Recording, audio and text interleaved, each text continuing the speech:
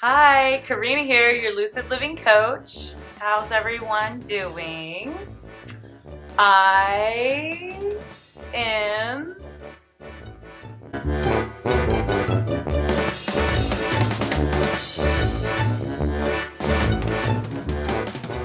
So it is Aquarius season now.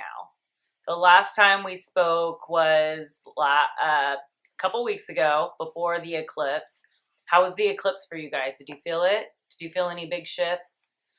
I definitely have been feeling a lot, and maybe that's because the eclipse was in Leo and it was the last one. And so I have these 6 months to really reflect on what this 2 to 3 year cycle has been for me. As far as the collective goes, it is really, asking you like what your heart and your child's desire is and what really is important to you when all is said and done. What are you going to bring with you when you die? It's not going to be your status or your house. It's going to be your lessons and your soul's evolution and your relationships, like your energetic like relationships. Also the experience, and if you're not living, then what are you doing? So yeah, that being said, I'm just looking at the other transit. So the moon is in Libra today. It's the 25th of January, and it's feeling pretty good here. It's trining up with the sun and Mercury. Now, Mercury is making his way over to the sun. So this is like a Gemini and a Leo getting together kind of energy, which is a lot of fun. And you never know what kind of things are going to come up for you. It's definitely putting a highlight on our communication and talking about the future. And, this could be talking about the future of our systems. Saturn is right there in Capricorn. Everyone's kind of leaving Saturn behind. We have Pluto ahead and the South Node, which is things that we're moving away from. So this is all a lot about talking about the collective and how these systems are working or how they're not working for us and what we need to do and what actions that we need to take. With Uranus making its way back into Taurus, we are going to be really talking and thinking about how technology is moving, where it's going, and if we as a collective can handle what is being produced, okay, as far as like artificial intelligence and robots, like how much do we need of that, and where's the limit and where's the balance with that. We are in Aquarius season. It's ruled by Uranus. Its ancient ruler was Saturn. And in esoteric astrology, the ruler is Jupiter. So it is thinking about the future for sure, and the visionary and the life force. There's a little saying for Aquarius, because it's the water bearer, it's actually an air sign. So it's like more intellectual, and it is a fixed sign because its opposite is Leo. Leo is also a fixed fire, and Aquarius in the 7th house of partnership is a fixed air. So it's the giver of life through a recognition of the unity underlying diversity. So visionary pioneer and collective oneness of humanity through diversity is its mantra. So water of life, I am poured forth for thirsty men. And that is just like a little mantra, a little saying that gives you an idea of what Aquarius energy is all about. It's definitely, it wants to be different than the rest. It wants to be set apart from the whole.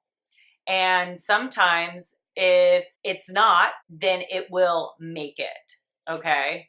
So that's kind of the energy that's going on with that. Looks like Mercury's in Aquarius, the sun's in Aquarius, Black Moon Lilith is in Aquarius, and Jupiter and Venus were conjunct, and they still are pretty close, you know, so they're not like on top of each other like they were a couple days ago. You can feel like an expansion in this love and beauty. You could also spend a lot of money. That could definitely be the thing. So watch your budget, people. What else did I want to talk about? So the full moon is waning away, and we are coming up to a new moon that is happening on the 4th of February. And this new moon will be in Aquarius. So let's start thinking about what kind of newness we want to bring to this Aquarius energy. If you're a Leo, it's in your partnership house. So what is it with our partners as far as our business partners? It could be our romantic partners or our husband, because the 7th house is it's a partnership. So it could be like more contractual, like kind of thing. And marriage is more along the lines of like a contract, right? And it's a relationship. The 5th house is more of like romance and playfulness and children, because that is the house of Leo.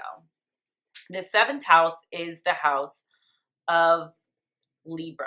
So for all those rising Leos, you could be thinking about how you want this new moon to be in your partnerships. Is it something that, let's say you're in a partnership, do you want to continue with that partnership? If maybe there needs to be something new or a new dynamic, maybe another step further in the partnership. But what kind of newness do you want to bring with this new moon? And it's on the 4th of February, and it's at 15 degrees. So it's the new beginning for the middle of that energy. Okay, so the middle of Aquarius is Mercury.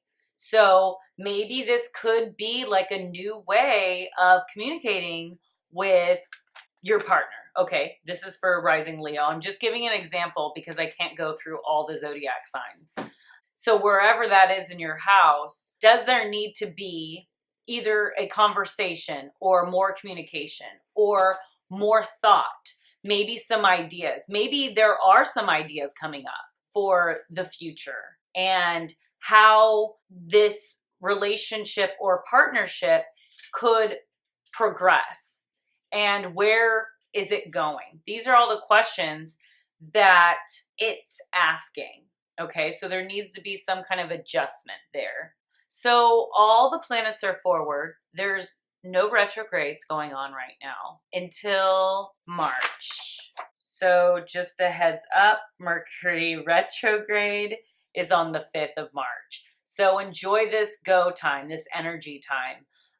The masculine and feminine energies are getting along really well. There's like a harmonious trine between Mars in Aries and Venus in Sagittarius. There could be a lot of energy flow and also balancing these masculine and feminine aspects of ourselves as well. We could be, really thinking about integrating the masculine and the feminine energy into this new energetic like frequency. It's also the new world because we have left something behind. This is a new beginning from the full moon and the 2 eclipses, and it's the new year. And now coming up is the Chinese New Year as well. So there's a lot of shifts and a lot of changes. We're trying to integrate this energy right now. So let's say you were super masculine, okay? You really embrace the masculine energy. And what I mean about that is you were a go-getter. You were totally into structure and career and not being receptive.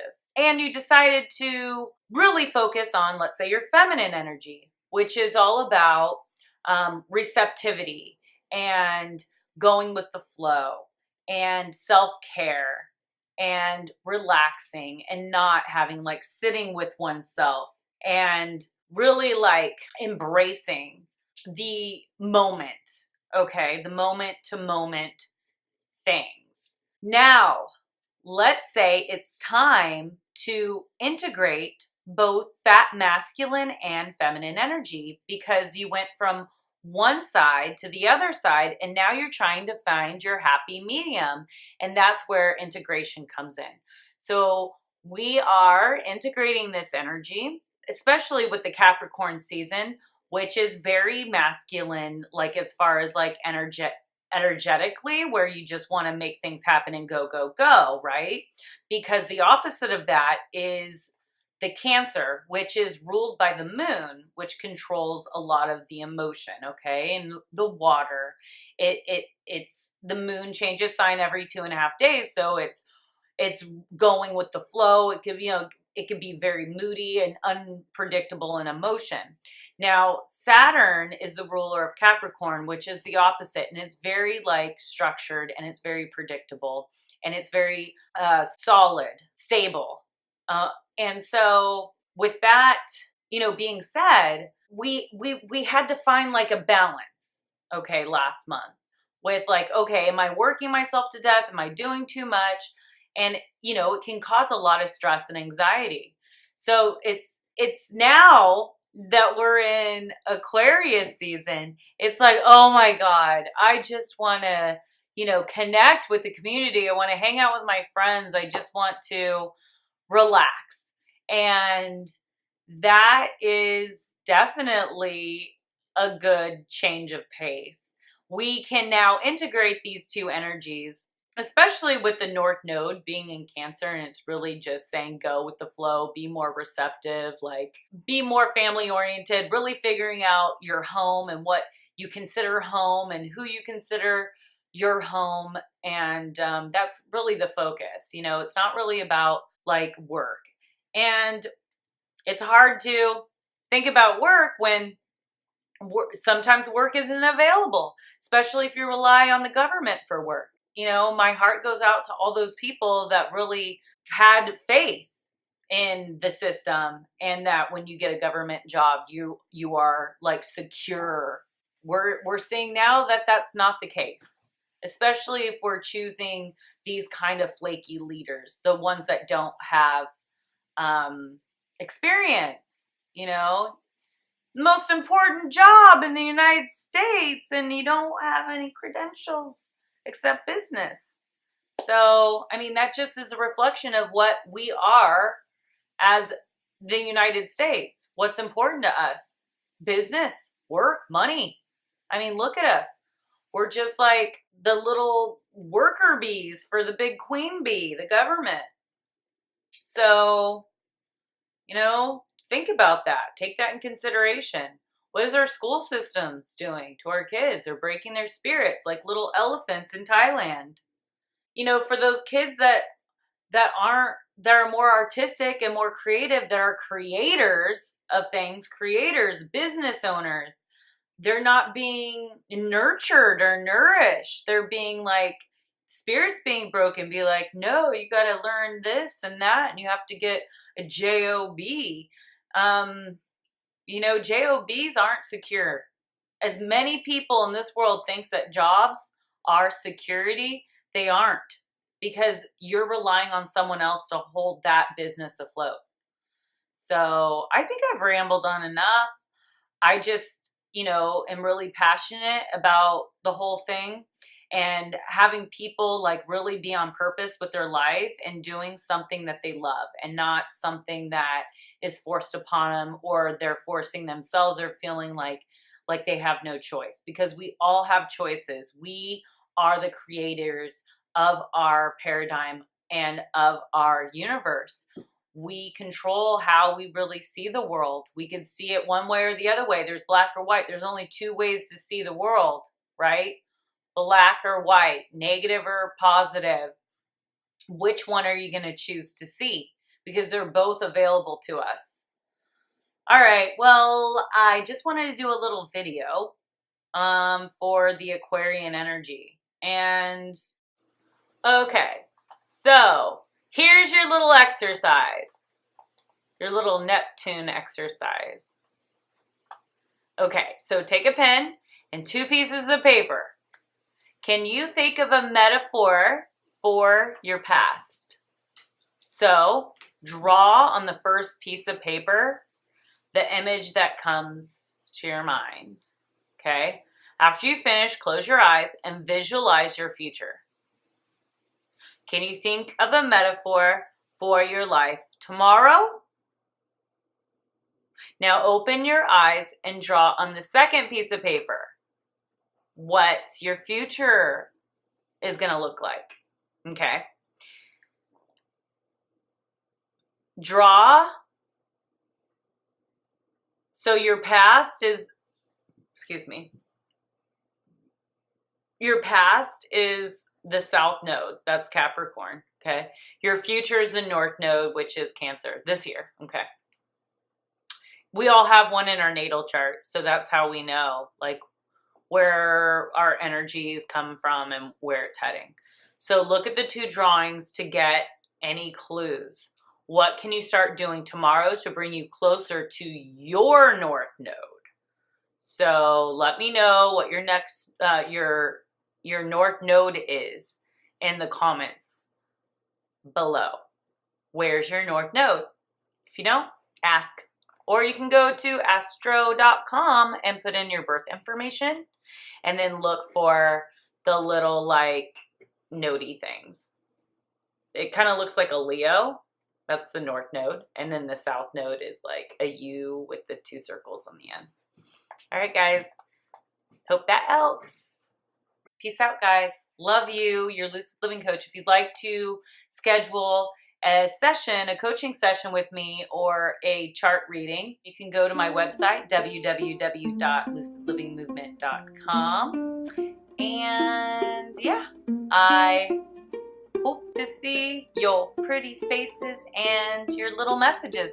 Please like, give me a thumbs up, subscribe to my channel to keep getting cool videos. There's a button below. I don't know if the square is still there. It kind of comes and goes as it wants. I don't know. But yeah. Alright guys, peace out. And I'm a famous rapper, even when the paths are all crookedy. I can show you how to do-si-do. I can show you how to scratch a record. I can take apart the remote control, and I can almost put it back together.